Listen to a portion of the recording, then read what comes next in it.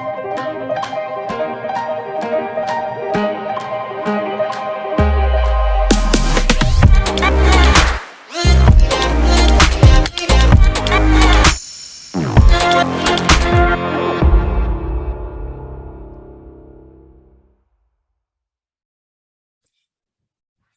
hi, welcome to the Global Forum on Democratizing Work's Library of Ideas. My name is Alyssa Battistoni. I am a professor at Barnard College, and today I'll be talking about the idea of the just transition. So what is a just transition? You may have heard this phrase in conversations about the Green New Deal or about climate politics and climate policy and wondered what it is.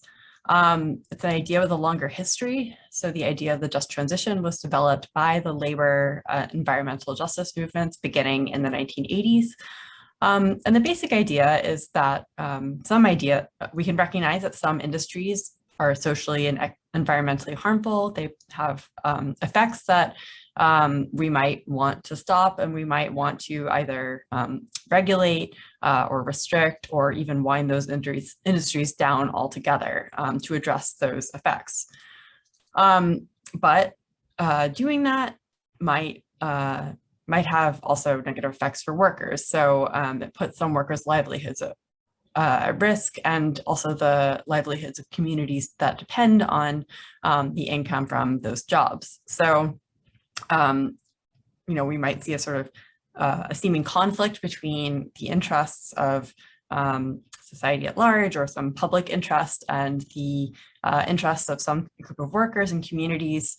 One notable example from the early days of thinking about the just transition was the situation of atomic workers and the atomic workers who were building nuclear missiles in the midst of nuclear disarmament. The call for nuclear disarmament obviously had some desirable effects, that there would be fewer nuclear weapons, that countries with nuclear weapons would wind down their stocks and stop producing more of them. But the people who made those weapons were worried that that meant that they would lose their work. So they developed this idea of a just transition through the Oil, Chemical, and Atomic Workers Union as a way to overcome that seeming conflict and to address that seeming conflict. And so the just transition says we can support workers and communities through these kinds of economic transitions or transformations in the interests of taking care of those workers, while we also accomplish some other set of social ends. And when it comes to climate change, it means that we're really saying workers who are in fossil fuel and related industries aren't going to be the ones who have to pay the costs of decarbonizing our economy and shifting to a more sustainable economy.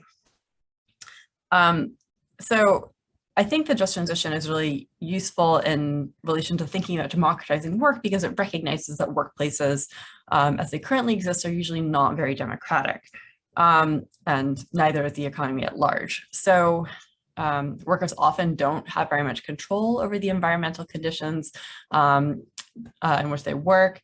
So if the firm they're working for is producing some product in a way that is using dangerous chemicals or producing toxic byproducts, which have effects on the surrounding community, or within the product itself, workers are often the first to be exposed to those things. They're on what we might call the front lines of those kinds of effects and harms. So they're experiencing those, but they may not actually have control over how and the degree to which they're exposed to harms of production.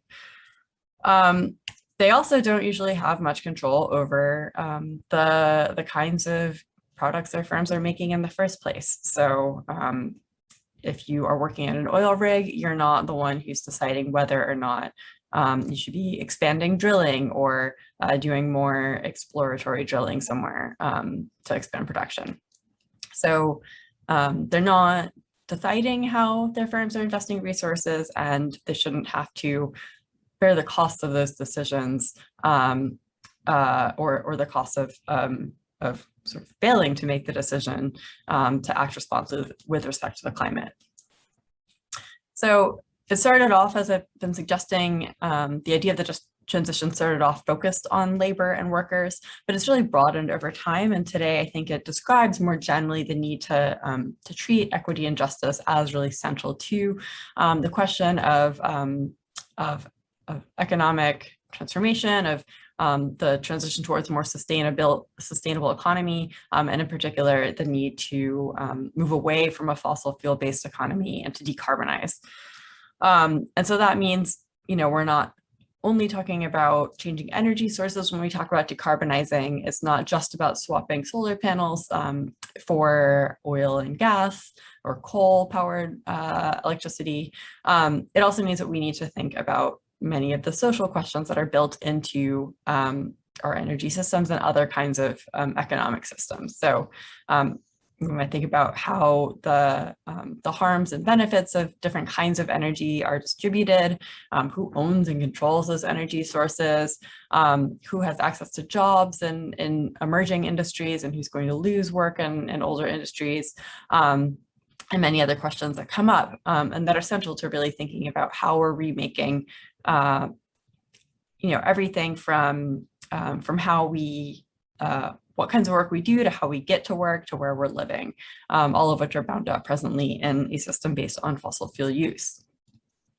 So there are, I think, a few important dimensions to think about. I've been mentioning when we think more concretely, so I've been mentioning the labor dimensions and the sort of origins of the just transition and thinking about labor. And we can think there about things like retraining workers who have been in one industry to be prepared to go work in another industry. So for example, retraining somebody who's been working in an oil rig for many years to learn to install solar panels. That's kind of the classic green jobs example, right? But I think we can also go beyond, support workers through the transitional period, and not only by training them, but by actually just committing to supporting them at the same income level, the same kinds of benefits that they were receiving in their job before. And that is a public commitment to, that there will be government funding to carry people through that period of transition. And I think that's really important because,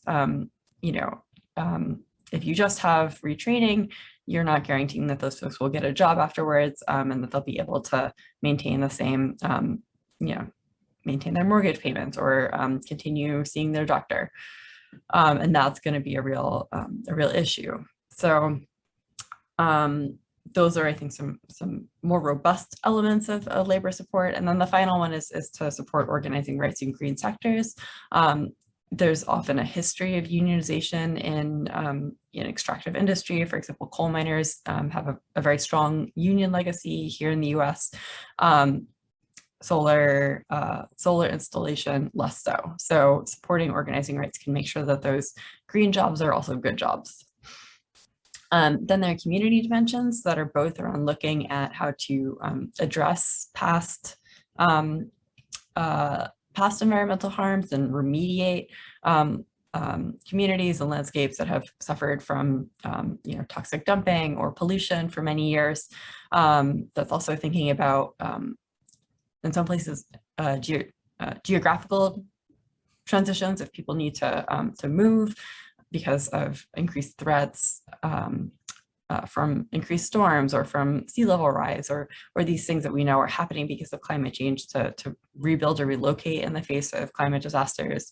And they're also about diversifying local economies that might be oriented towards fossil fuels, oriented towards making sure that this green transition we're talking about is benefiting people, different kinds of people in different parts of the country and the world, and that those green jobs and other sorts of green energy goods are distributed evenly.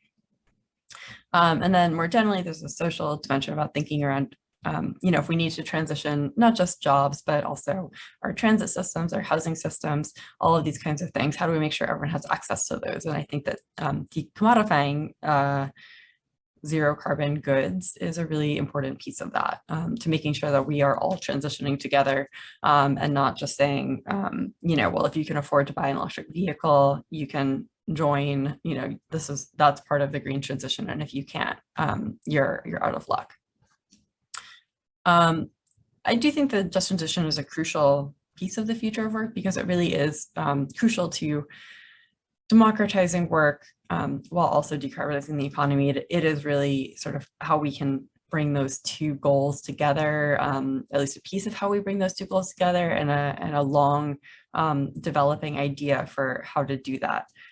It really says that we don't have to make this choice that we're always given between jobs and environment on the one hand, and the other, between a strong economy and a healthy environment. And so, we can take care of both workers and the planet, and we need to commit publicly to doing that.